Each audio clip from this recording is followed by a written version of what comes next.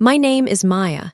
I'm 27 years old, and for 15 years, my family treated me like the broken, jealous sibling they simply had to tolerate.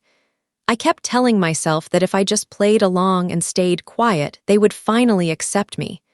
But the moment that finally made the truth impossible to ignore came inside a crowded downtown courtroom. My own sister leaned into the microphone, pointed right at me, and crooned, "Send her to jail. She stole my vintage diamonds." The prosecutor didn't even flinch as he demanded a $45,500 restitution fee on the spot. 32 strangers watched from the gallery.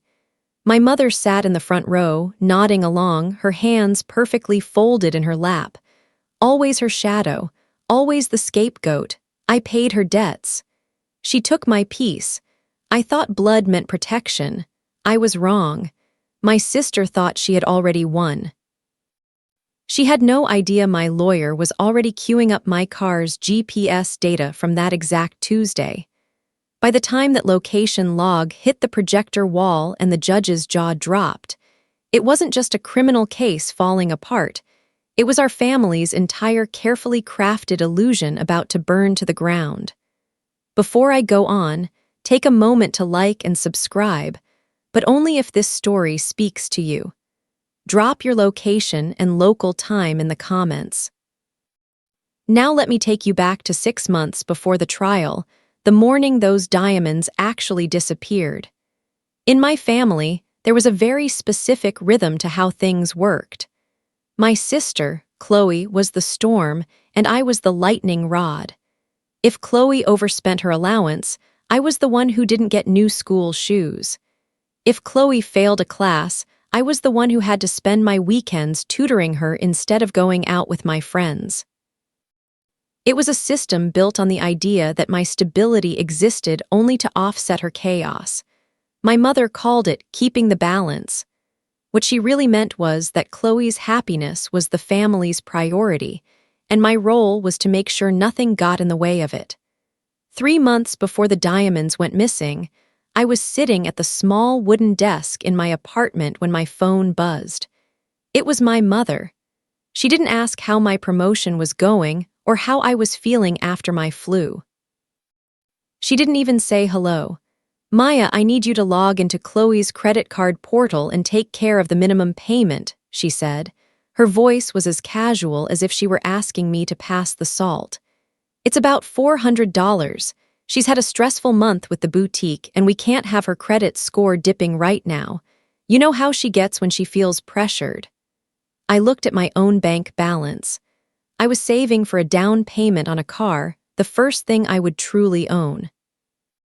"Mom, I have my own bills. Why can't Chloe pay it? She just posted photos of a new designer bag." There was a long, sharp silence on the other end. "Don't be petty, Maya. You have a steady corporate job. Chloe is an artist, a dreamer. She doesn't have your utilitarian mindset. Just do this for the family.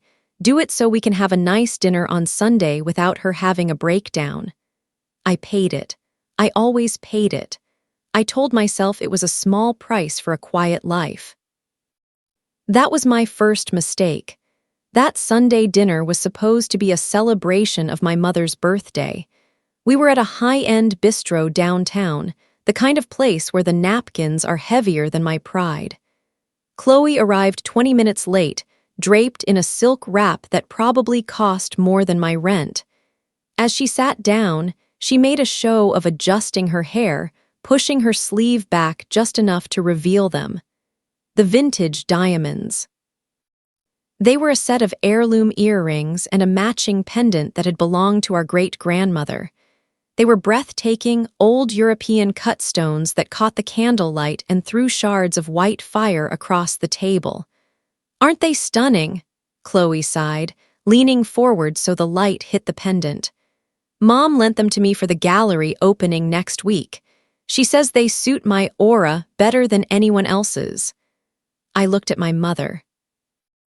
Those diamonds were supposed to stay in the safe deposit box until a wedding or a milestone. I hadn't even been allowed to wear them for my college graduation. "They look beautiful, Chloe," my mother whispered, her eyes shining with a pride she never directed at me. Be careful with them. They're the only truly valuable things we have left. Chloe laughed, a sharp, tinkling sound. Oh, please, I'm mostly worried about the insurance. Did you know I'm nearly 10,000 in the hole with the store? If it weren't for these little beauties making me look successful, I'd probably be filing for bankruptcy by Tuesday. She said it like a joke, but her eyes were darting around the room. She was vibrating with a nervous energy I'd seen 1,000 times before. It was the look she got right before she broke something and blamed the dog. You should be careful talking about your debts in public, Chloe, I said quietly. She snapped her head toward me, the diamonds swinging violently. Maya, always so gloomy. Always looking for the cloud. Just because you live a boring, safe life doesn't mean you have to ruin my night with your utilitarian lectures. My mother patted Chloe's hand. She's just jealous, honey. Ignore her. Let's look at the wine list. I sat there, invisible at my own mother's birthday dinner, watching my sister flaunt wealth she didn't earn while I mentally recalculated my savings to account for the $400 I'd just thrown into the black hole of her debt. I was the safety net, the backup plan, and the household help all rolled into one. The waitress brought the check and set it in the middle of the table. My mother didn't even look at it. She just looked at me. Chloe was busy taking a selfie with the pendant, pouting at the camera. Maya, you've got this, right? My mother asked. It wasn't really a question. I reached for my purse. I felt the weight of every hour I'd worked, every late night at the office, and every time I'd said no to myself so I could say yes to them. I put my card on the little silver tray. Thanks, sis, Chloe chirped without looking up from her phone. You're a lifesaver, truly. That was the last time I saw the diamonds in person before the theft. The following Tuesday morning started like any other. I woke up early, made coffee, and prepared for a long day of data auditing at work. But at 8:15 a.m., my phone didn't just buzz, it screamed. It was my mother, but she wasn't calm this time. She was hysterical. Maya, tell me you have them. Tell me you took them for cleaning or something and forgot to tell us. Took what, Mom? What are you talking about? The diamonds. Chloe went to put them back in the box this morning and they're gone. The safe was open, Maya, and you were the only one in the house after dinner on Sunday while I was upstairs. I felt a cold drop of sweat slide down my spine. I hadn't been in that house for more than 10 minutes after dinner. I dropped them off, carried a box of leftovers inside, and left. I don't have them, Mom. I haven't even seen them since the restaurant. Don't lie to me, she shrieked. Chloe is devastated. She's calling the police right now. If you have them, give them back and we can end this. Please, Maya, don't do this to her. I stood in my kitchen, the silence of my apartment suddenly feeling like a trap. I looked out the window at my new car parked at the curb. I had bought it just 2 weeks ago. It was the only thing in the world that was mine. That was the Tuesday everything changed. That was the day the lie began.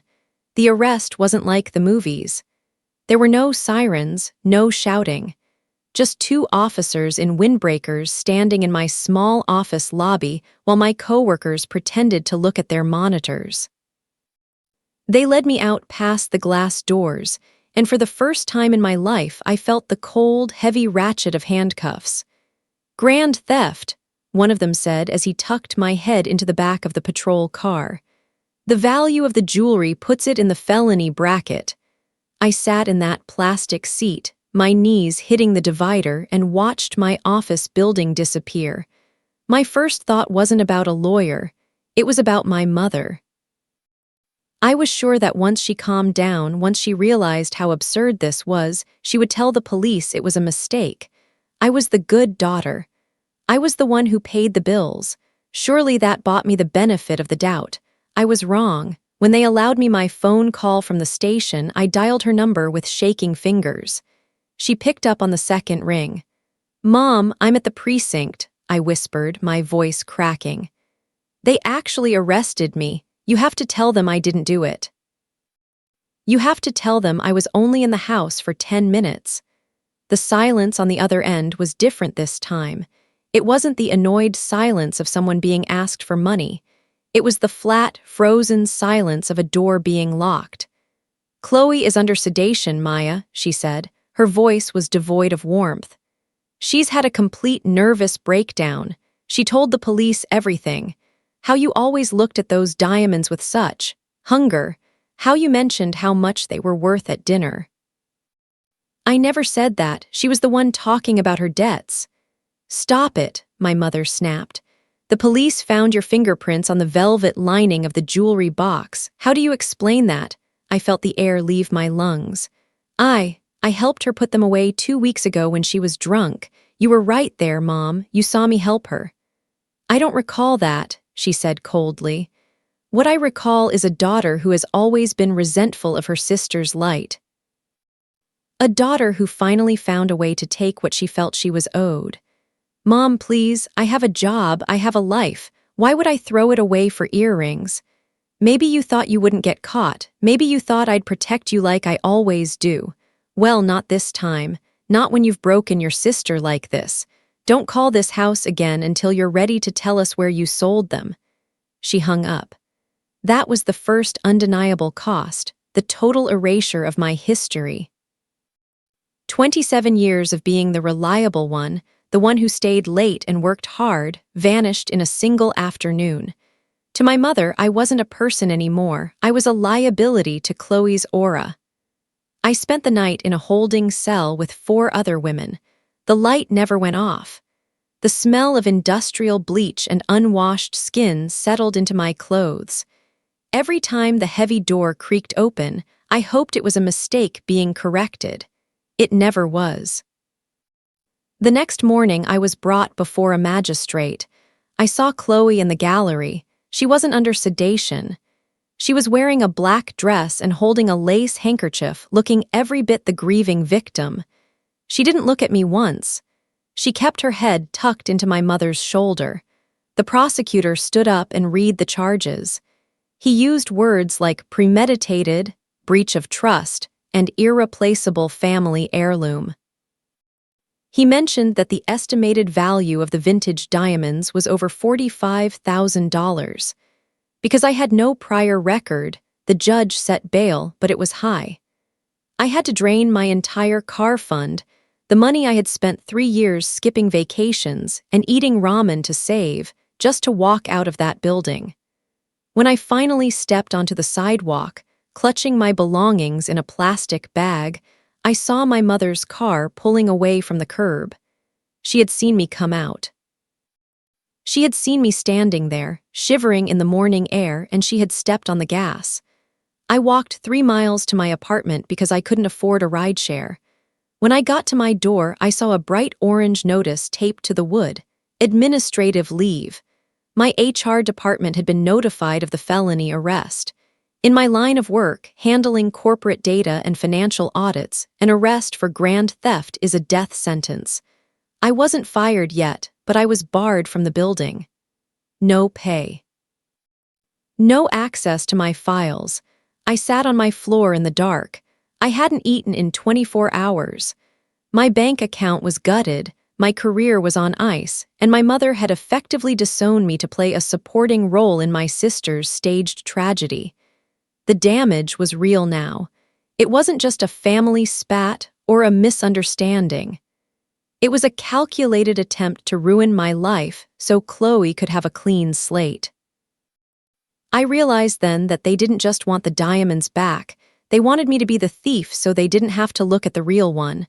I looked at my hands. They were shaking. I realized I was waiting for someone to come through the door and tell me it was a prank. Nobody came. That was the night I stopped crying and started looking at the calendar. I went to my desk and pulled out the folder for my new car. I looked at the date of the purchase. I looked at the Tuesday in question.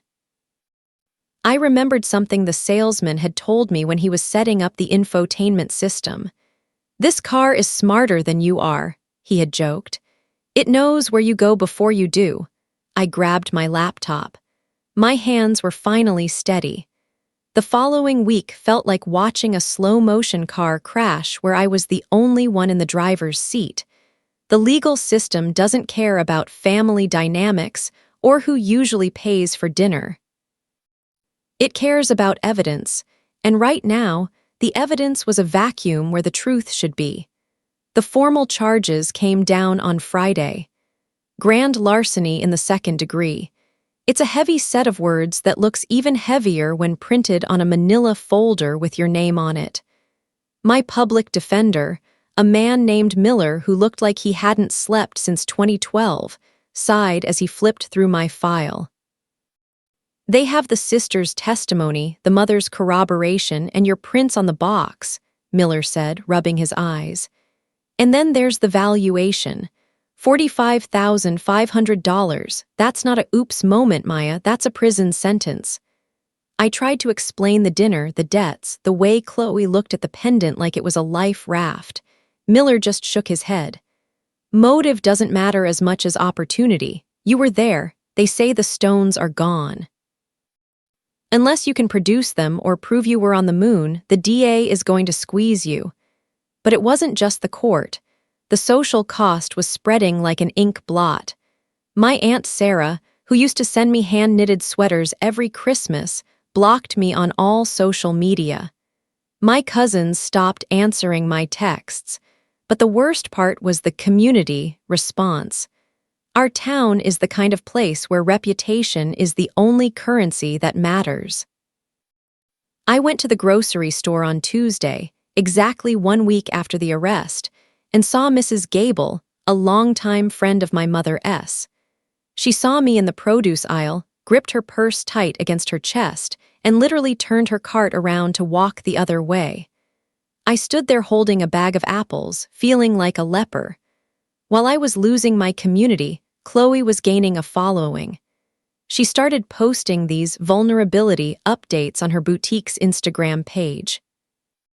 Photos of her looking pale and tragic, captioned with things like, "It's hard when the hands you trusted are the ones that take the most, and healing from betrayal is a long road, but I'm choosing grace." The comments were a bloodbath. I can't believe her own sister would do that. Maya always seemed so cold, now we know why. Stay strong, Chloe, karma will find her. Chloe wasn't just hiding her theft, she was monetizing it. Her boutique had a solidarity sale, and people flocked to it, buying up her overpriced scarves to support a victim of family crime. She was clearing her debts using the sympathy generated by my ruined reputation. She was winning, and I was paying for the trophy. Then the hammer dropped on my career. My manager called me into a private Zoom meeting. "Maya, we've seen the news. The local blotter was very specific. We can't have someone facing felony theft charges handling our clients' sensitive financial data. We're moving from administrative leave to a formal suspension without pay, effective immediately."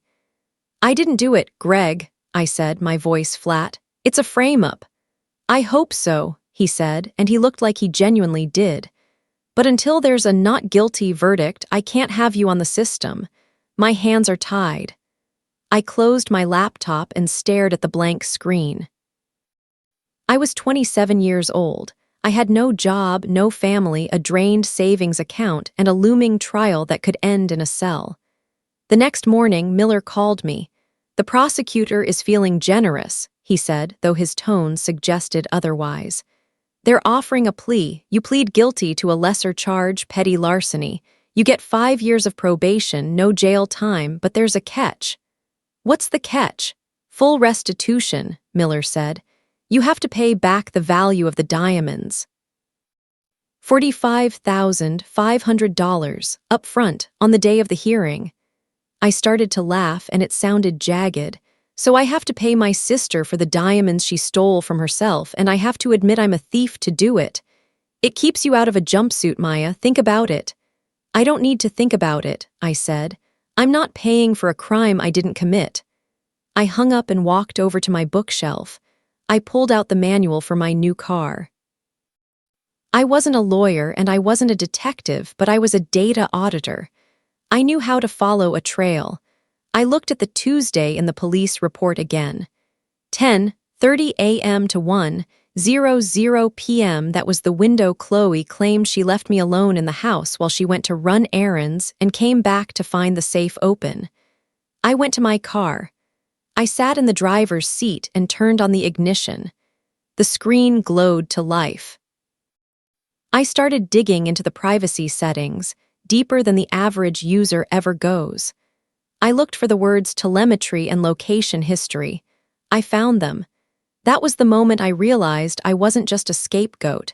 I was a witness who had forgotten she was watching. The realization that my own mother was actively trying to send me to prison didn't come in a flash of anger. It came as a cold, hollow weight in my chest. It happened on a Thursday, 3 weeks before the trial was set to begin. I was sitting in my apartment, the power having been cut the day before because I couldn't prioritize the utility bill over my mounting legal fees. I was reading by the gray light of a rainy afternoon when there was a rhythmic, impatient knock at the door. I knew that knock. It was the sound of someone who didn't think they needed an invitation to enter your life. I opened the door to find my mother. She was wearing her expensive trench coat, her hair perfectly coiffed despite the drizzle. She didn't wait for me to speak. She pushed past me into the living room, wrinkling her nose at the slight chill in the air. "Maya, look at this place," she said, gesturing to the darkened room and the stack of legal papers on my coffee table. "Is this really how you want to live, sitting in the dark, waiting for a jury to decide your fate?" "I'm sitting in the dark because I'm innocent and unemployed, Mom," I said. "What are you doing here?" She sat on the edge of my sofa, careful not to let her coat touch the fabric. She looked at me with a pity that felt like a slap. "The prosecutor called Chloe's lawyer. They're willing to extend the plea deal one last time. Petty larceny, 5 years probation. You pay the $45,500 restitution and this all goes away. No trial, no public spectacle." "I don't have $45,000, I said. "And even if I did, I wouldn't give it to a liar." My mother leaned forward, her voice dropping to a sharp, urgent whisper. "I'll give you the money, Maya. I've already moved it into a separate account. I will pay the restitution for you. All you have to do is stand in front of that judge, say you took them, and say you're sorry." I stared at her. "You want me to commit perjury? You want me to admit to a felony I didn't commit just to save Chloe the embarrassment of being found out?" "I'm trying to save you," she hissed. "If this goes to trial, Chloe will be on that stand. She will cry. The jury will see a beautiful, broken young woman who lost her heritage, and they will see a bitter, jealous sister who has nothing. You will lose, Maya, and then you'll go to a real prison, and I won't be able to help you then." "You aren't helping me now," I said. "You're trying to buy my silence so your favorite child doesn't have to face the music. You'd rather have a daughter with a criminal record than a daughter who tells the truth." She stood up, her face hardening into a mask I'd seen 1,000 times when I was growing up, the look she gave me whenever I pointed out that Chloe had started a fight. "You were always so difficult," she said, heading for the door. "So stubborn. You think the truth matters more than the family name? It doesn't. If you force us into that courtroom, Maya, you aren't just a thief in our eyes. You're a stranger. We will testify. We will make sure the judge knows exactly who you've always been." "A stranger," I repeated. "I think I've been a stranger to you for a long time, Mom." She didn't answer. She just walked out and slammed the door. That was the second arena of damage, the total weaponization of my family's history. It wasn't just the law anymore, it was a psychological siege. An hour later, my phone buzzed, a text from Chloe. "Mom told me she offered to pay. Why are you being like this? Just take the deal and we can be a family again. I'll even tell people I found the diamonds later so your reputation isn't totally ruined. Please, Maya, don't ruin my life just because you're mad." The audacity of it made my vision blur. She was offering to forgive me for the crime she committed, provided I paid her $45,000 of our mother's money. It was a circular lie, a closed loop of gaslighting that had been the soundtrack of my entire life. I realized then that they weren't afraid I was guilty. They were terrified I could prove I was innocent. I went back to the legal papers. I called Miller, my public defender. "Miller," I said when he picked up, "I'm firing you." "What, Maya, you can't afford a private firm, you're already underwater." "I'm not hiring a firm," I said. "I'm hiring a specialist, and I'm going to trial. Tell the prosecutor to sharpen his pencils. We aren't taking the plea." I hung up before he could argue. I didn't need a negotiator. I needed a mechanic, someone who knew how to pull the black box out of a wreck. I spent the rest of the evening looking at the photos of my car, my beautiful, smart, data-driven car. It was sitting outside in the rain, silent and steady. It was the only thing in my life that didn't have a motive. It didn't have a favorite child. It just had a clock and a satellite connection. I looked at the clock on my wall, 2 weeks. The dread was there, a cold knot in my stomach, but for the first time it was joined by something else. A flicker of something sharp and dangerous. They wanted a public spectacle. They wanted to use the courtroom to finish what they started at the dinner table. They had no idea I was bringing a witness they couldn't intimidate. I didn't need a lawyer who was good at arguing. I needed a lawyer who was good at maps. 2 days after my mother walked out of my apartment, I sat in a cramped office on the edge of the industrial district. The sign on the door didn't say justice or liberty. It just said Hayes and Associates, Digital Forensics and Defense. Mr. Hayes didn't look like the lawyers on TV. He was wearing a faded cardigan and eating a protein bar over a stack of server printouts. He didn't ask me how I felt about my sister. He didn't ask why my mother didn't love me. He just pulled a yellow legal pad toward him. "The police report says the theft occurred on Tuesday, the 14th, Hayes said, his voice a gravelly monotone. "Between 10:30 a.m. and 1:00 p.m. your sister, Chloe, says she left you in the house to run errands. She says she came back, you were gone, and the safe was open." "Correct." "Correct," I said, "but I wasn't there. I left 10 minutes after she did." "Where did you go?" I took a breath. "I went for a drive." I just bought a new car, a 2024 model with the full tech package. I was stressed. I wanted to see what the engine could do, so I drove out to the Blackwood Trailhead. It's a remote hiking spot about 40 miles north. Hayes stopped chewing. He looked up, his eyes sharp behind thick glasses. "Did you hike? Did you see anyone, any witnesses, a park ranger?" "No," I said, my heart sinking. "I just sat in the parking lot and looked at the trees for 2 hours. I didn't even get out of the car. It was raining." "Perfect," Hayes whispered. I blinked. "Perfect. I have no witnesses. It's my word against hers." "Maya, you bought a car that is essentially a rolling smartphone," Hayes said, finally pushing his protein bar aside. "Most people think GPS is just for the little blue dot on the screen. But your car has a cloud-synced telemetry suite. It records every gear shift, every door opening, every time the engine is toggled on or off. And it pings the satellite every 60 seconds with a GPS coordinate accurate within 3 meters. He turned his computer monitor toward me. It was covered in lines of code and time-stamped logs. "If you were at that trailhead," Hayes continued, "your car told the manufacturer exactly when it parked, exactly how long it sat there, and exactly when you started the engine to come home. That data isn't a memory. It isn't a story.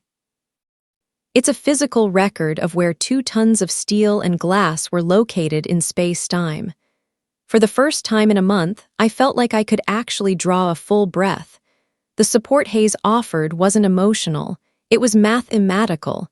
He didn't need to believe in my character. He believed in the satellite. "Can we get it?" I asked. "I've already started the paperwork for a subpoena to the automaker's data center," Hayes said. but we have to be careful. If we show our hand too early, your sister might change her story. She might say she remembered the time wrong. We need her locked into that 10:30 to 1:00 window. We need her to swear to it under oath in front of a judge. She will, I said. She's so confident she thinks I have nothing. Good, Hayes said. Let her be confident. It's the best way to make sure she stays on the tracks when the train hits. He spent the next 3 hours explaining the logistics. We wouldn't just be presenting a map. We would be presenting certified data packets. These were encrypted files that proved the information hadn't been tampered with. It was the digital equivalent of a DNA sample. As I left his office, the world looked different. The gray buildings, the rain, the strangers on the sidewalk, they didn't look like threats anymore. They looked like data points. I went home and did something I hadn't done since the arrest. I made a real dinner. I sat at my table and ate slowly. My mother called that night. I didn't answer. She left a voicemail, her voice tight with a fake, forced kindness. Maya, the prosecutor, is losing patience. Chloe is talking about adding a civil suit for emotional distress. Just take the plea, honey. Don't make us do this in public. You're making it so much worse for yourself. I listened to the message twice. I didn't feel the usual surge of guilt or the desperate need to explain myself. I just felt a quiet, clinical observation. She wasn't worried about me. She was worried about the public part. She wanted the lie to stay in the family where she could control it. She wanted me to be the villain in her living room so she wouldn't have to be the mother of a criminal in the town square. I deleted the voicemail. 2 days later, Hayes sent me an encrypted email. Attached was a PDF. I opened it and saw a map of our county. There was a red line starting at my apartment, moving up the highway, and stopping at a green cluster labeled Blackwood Trailhead. The timestamp on the green cluster was 10:48 a.m. to 12:52 p.m. The car had been off. The doors had been closed. The GPS had been static at a location 40 miles away from the crime scene for the exact duration of the theft. It was more than an alibi. It was a mirror. And for the first time, I knew exactly whose face was going to be reflected in it. We have it, Hayes texted me 10 minutes later. Everything is certified. See you in court, Maya. I looked at the map on my screen. I looked at that little red dot sitting peacefully in the woods while my life was being dismantled back in the city. That was the moment the leverage became real. It wasn't a hope anymore. It was a weapon, and I was finally ready to use it. Securing the leverage didn't feel like a victory. It felt like holding a live wire. Mr. Hayes called me back to his office on a Tuesday, exactly 6 weeks after the diamonds had allegedly vanished. He didn't say a word as I sat down. He just turned his dual monitor setup so I could see the spreadsheet. It wasn't just a map anymore. It was a line-by-line autopsy of that Tuesday morning. Here, Hayes said, pointing a pen at the screen. 10:30 a.m. Your sister claims she left you at the house. At 10:32 a.m. your car's ignition was engaged. At 10:34 a.m. your car left the driveway. It didn't stop until 11:14 a.m. at the Blackwood Trailhead parking lot. He scrolled down. The numbers were relentless. The engine stayed off for 123 minutes. The doors never opened. The GPS stayed fixed at these exact coordinates, 42 miles from your mother's house. At 1:17 p.m., the engine started again. You arrived back at your apartment at 1:58 p.m. You never went back to the house. And this is ironclad? I asked. My voice sounded small in the quiet office. It's better than ironclad, Hayes said. It's satellite authenticated. To fake this, you'd need to be a high-level engineer at the automaker's headquarters. You'd have to hack the encrypted cloud server and rewrite the telemetry history of a single vehicle in real time. A jury might believe you could lie, Maya. They won't believe you're a cyber terrorist. I looked at the data. It was so cold, so objective. It didn't care about the 15 years I'd spent being the family disappointment. It didn't care about Chloe's aura or my mother's balance. It just knew that a machine existed in a certain place at a certain time. "We have the certified data packets," Hayes continued, tapping a thick manila envelope. "I've also secured a copy of the car's heartbeat log. Every 60 seconds, the car pings the manufacturer to report its health. Those pings include location. We have over 100 pings placing you at that trailhead during the exact window Chloe says you were robbing her." I felt a strange, sharp sensation in my chest. For years, I had been gaslit into believing my memory was flawed, that my negativity made me see things that weren't there. For the first time in my life, I had a witness that couldn't be argued with. I had a witness that didn't need to love me to tell the truth. "What's the plan?" I asked. "We wait," Hayes said. "The prosecution is going to lead with Chloe's tears. They're going to build a narrative of the jealous sister. We let them build it. We let them get as high as they want on that mountain of lies, and then, during cross-examination, we're going to pull the mountain out from under them." He looked at me over his glasses. "But you have to stay quiet, Maya. No more talking to your mother. No more responding to Chloe's texts.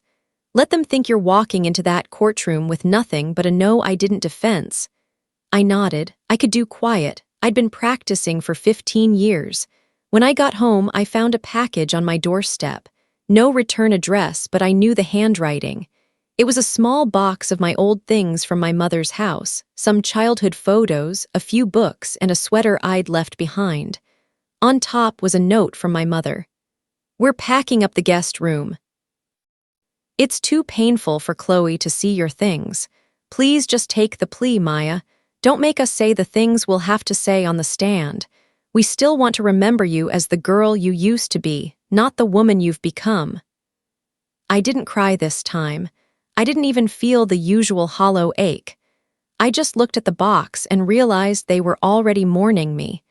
They had already decided I was dead to them, so they were burying me under a pile of perjury. I took the box directly to the dumpster at the end of my alley. I didn't look inside. I didn't need the photos. I had something better. I went back inside and opened my laptop.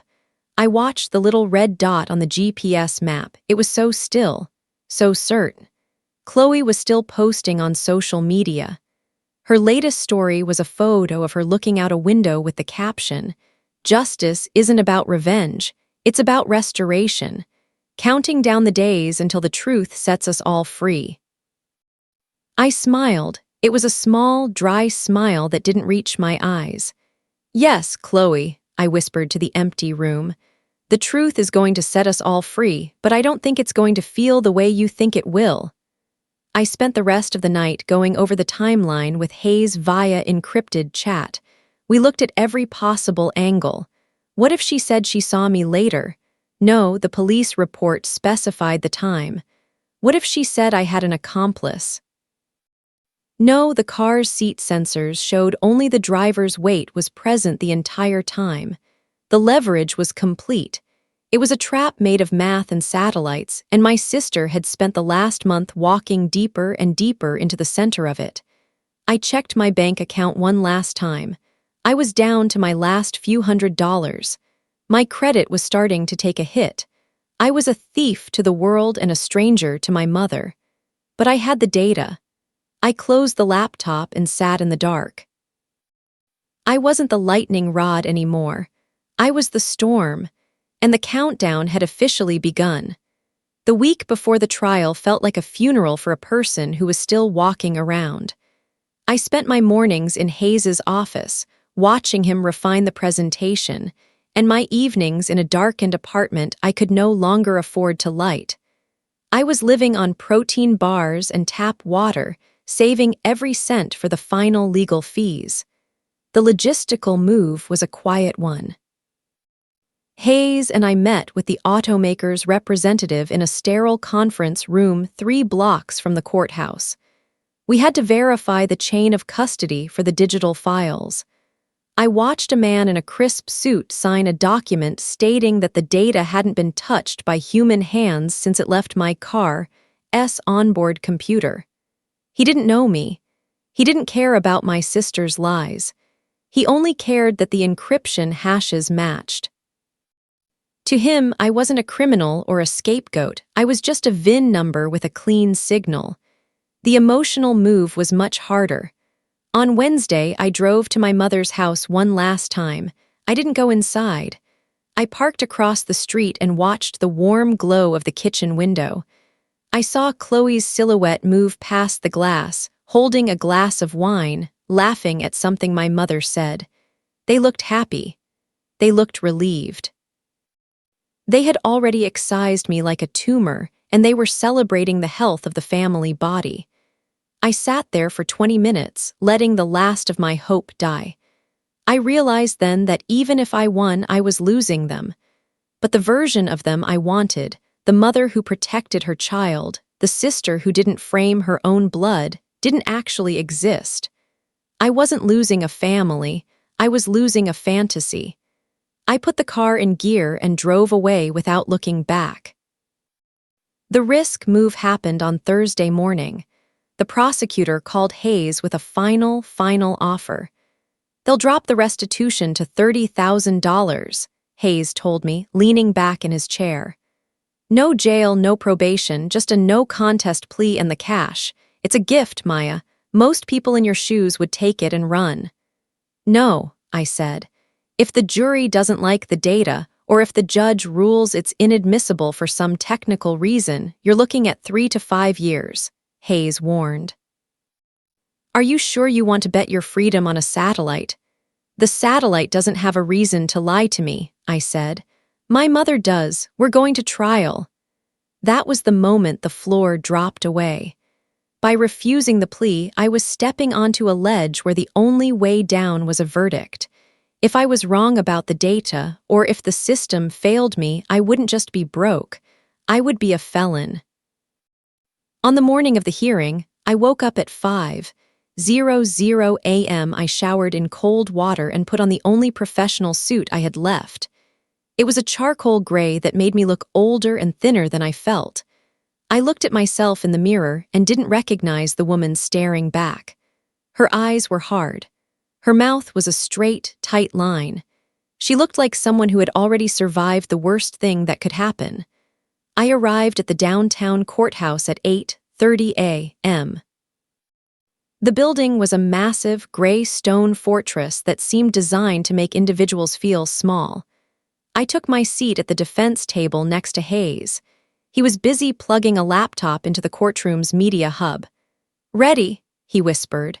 "I've been ready for 15 years, I said. The gallery began to fill. I heard the heavy thud of the double doors opening and closing. I didn't turn around, but I felt the temperature in the room shift. I knew they were there. My mother walked in first. She took her seat in the front row, directly behind the prosecution table. She was wearing a navy suit and a string of pearls. She sat down and folded her hands in her lap, her fingers interlaced perfectly.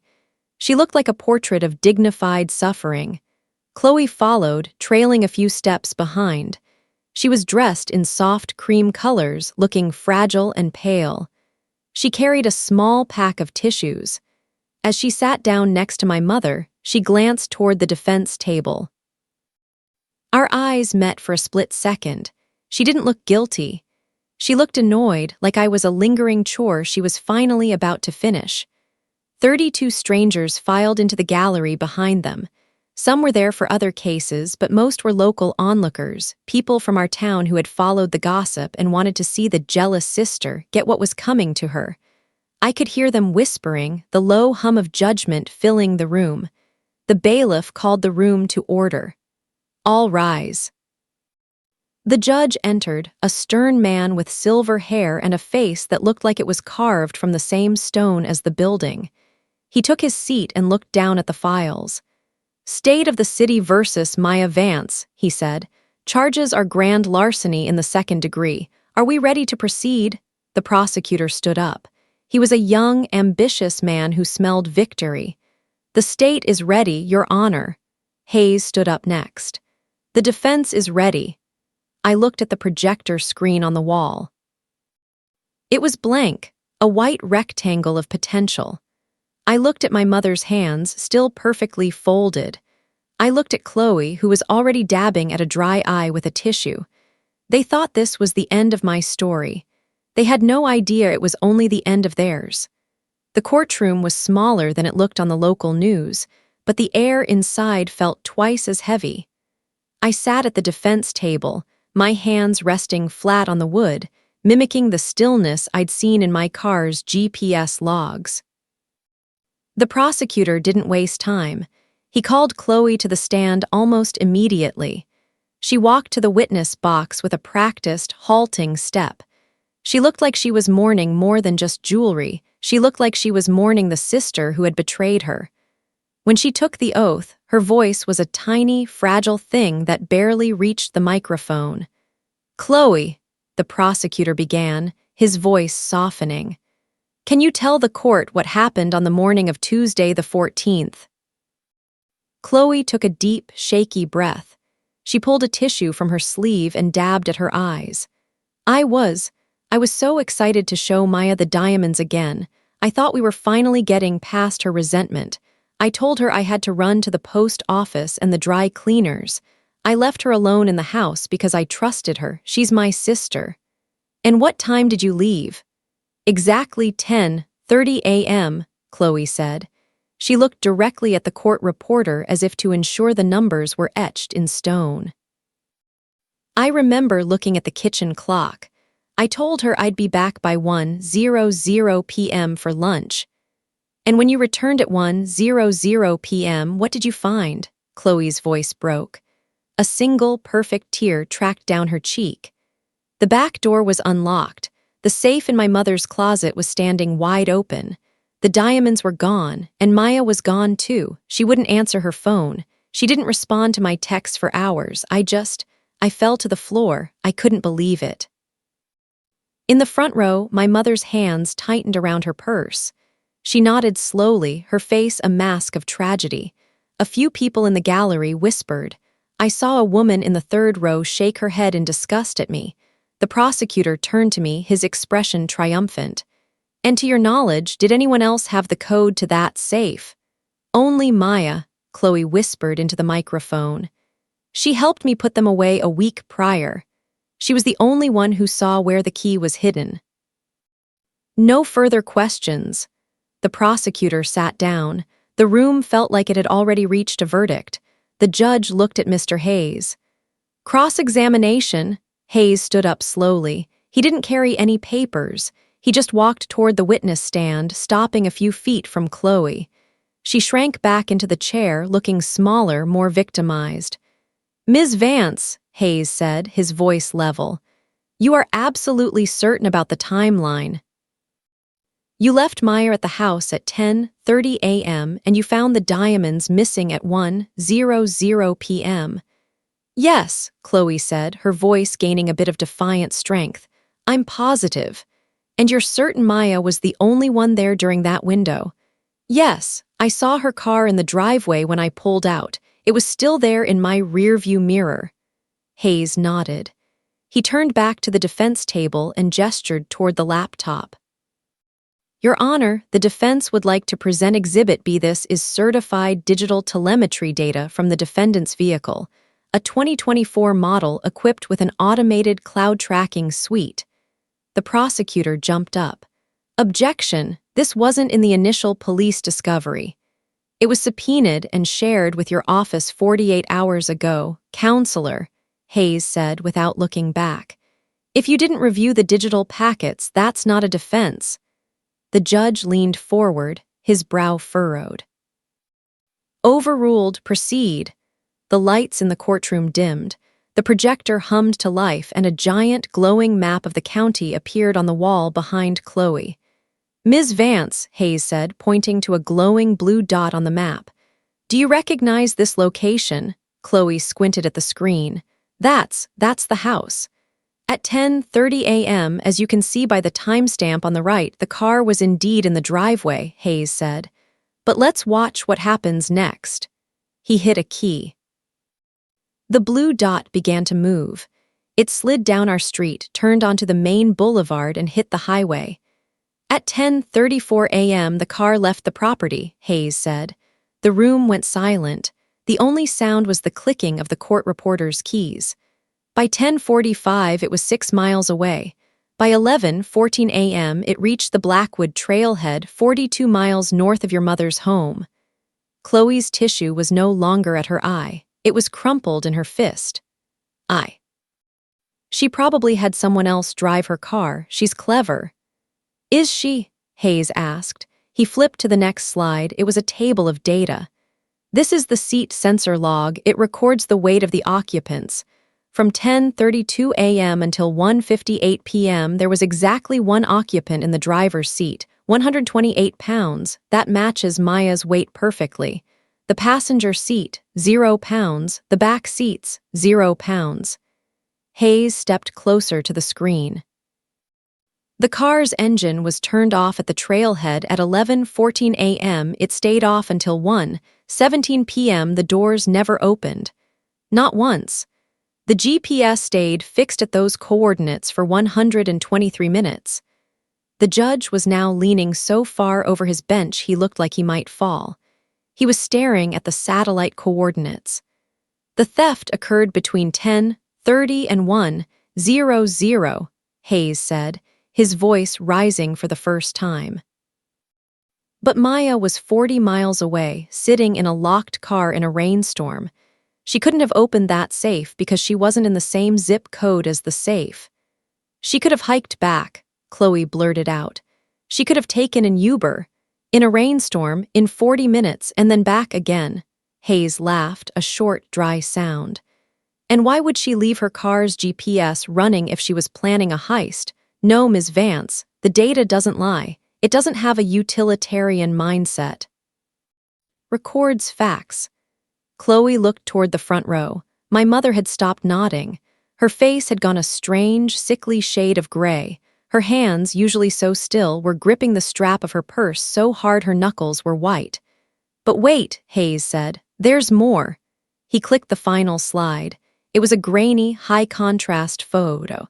This is a time-stamped image from the toll plaza on Highway 19, taken at 10:52 a.m. that Tuesday. It's a standard safety camera. He zoomed in. The image showed my car passing through the toll lane. The windshield was streaked with rain, but behind the glass my face was clearly visible. I was alone. I was driving. I was crying. There is your defendant, Hayes said to the room. Driving away from a house where her sister was currently, presumably, opening her own safe to cover her own gambling and boutique debts. I didn't, Chloe screamed. She stood up in the witness box, the tissue falling to the floor. She's hacking the screen. She's always been good with computers. Mom, tell them. My mother didn't say a word. She looked at the photo on the wall, the image of her daughter alone and heartbroken, miles away from the crime she was being framed for, and she looked away. She looked at the floor. She looked at her feet. She looked anywhere but at me. The prosecutor was staring at his own legal pad. He looked like he wanted to disappear into the carpet. He stood up, his voice cracking. Your Honor, the state. We need a moment to confer. You don't need a moment, the judge snapped. He looked at Chloe, then at me, then at the data on the wall. This case is a farce. It's an abuse of this court's time and a disgusting display of family malice. He turned his gaze on Chloe. Ms. Vance, I suggest you retain your own counsel. Perjury is a serious felony, as is filing a false police report. He slammed his gavel down. The sound echoed through the room like a gunshot. Case dismissed with prejudice. The defendant is free to go. Prosecutor, I want an investigation into the source of this theft on my desk by Monday morning. The room erupted. The 32 strangers weren't whispering anymore, they were shouting. People were pointing at Chloe. The woman who had shaken her head at me was now glaring at my sister. I stayed in my seat. I didn't move. I didn't cheer. I just watched the blue dot on the screen. Chloe tried to run out the side door, but a court officer stopped her. They needed her for a statement. My mother stood up, her pearls gleaming in the fluorescent light. She walked toward the defense table, her face trying to settle back into that mask of keeping the balance. "Maya," she whispered, reaching out a hand. "Maya, honey, we didn't know. We were just so worried about Chloe's mental state. We can fix this. Let's go to lunch and talk." I looked at her hand. I looked at the woman who was willing to let me spend 5 years in a cell so her favorite child wouldn't have to admit she was broke. "The restitution was $45,500, I said. My voice was calm. It was the calmest I had been in months. "Yes, and we don't have to pay it now," she said, a desperate smile flickering on her lips. "Isn't that wonderful?" "No," I said. "What's wonderful is that I know exactly what you're worth now, Mom, and it's a lot less than those diamonds." I stood up, gathered my things, and walked past her. I didn't look at Chloe as she sat sobbing in the witness box. I didn't look at the prosecutor. I walked through the heavy double doors, through the lobby, and out into the bright, indifferent sunlight of the afternoon. I walked to my car. I sat in the driver's seat. I touched the dashboard. "Thank you," I whispered. I started the engine. I didn't set the GPS for home. I didn't set it for my mother's house. I just drove. The aftermath of the trial didn't feel like a celebration. It felt like a deep, heavy silence. The prosecutor moved quickly. Within 48 hours, an official investigation was opened into Chloe for perjury and filing a false police report. She wasn't the fragile victim anymore. She was a woman facing 3 to 5 years of the very cell she'd tried to put me in. My mother's balance was gone. To save Chloe this time, she had to sell the family house to cover the new, much more expensive criminal defense lawyers. They moved into a small, cramped apartment on the edge of town, the kind of place my mother used to look down on. I didn't stay to watch the collapse. I packed my life into my car, the only witness that had ever truly stood up for me, and drove 3 states away. I found a new job in a city where no one knew my name or my sister's face. My record stayed clean, my professional license was restored, and for the first time in my life, my bank account belonged only to me. I still have the GPS log from that Tuesday saved on a thumb drive in my desk drawer. Sometimes, when I'm feeling overwhelmed, I look at that little red dot sitting in the woods. It reminds me that the truth doesn't need to be loud to be absolute. I'm 28 now. I live in a small house with a porch that looks out over a river. Most nights, I sit out there and listen to the water. I don't answer calls from unknown numbers. I don't check my sister's social media. I've blocked them all, not out of anger, but out of a need for a quiet life. I realize that blood doesn't mean protection.